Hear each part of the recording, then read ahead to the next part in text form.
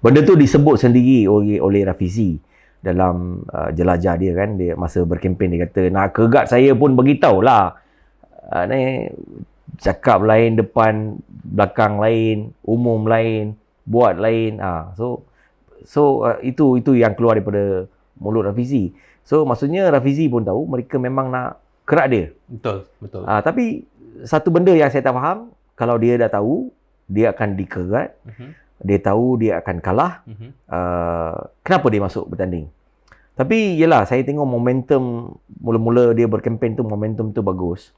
Tapi saya tetap dengan pendapat saya bahawa Rafizi akan kalah. Benar. I think I have said that many times.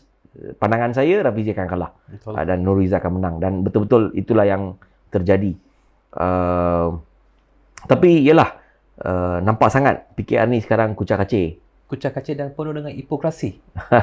Hipokrasi yang semakin nampak dari apa yang mereka sebut pada zaman reformasi mereka dulu, zaman di jalanan, berbanding sekarang mereka berada di tampuk kuasa, is totally different.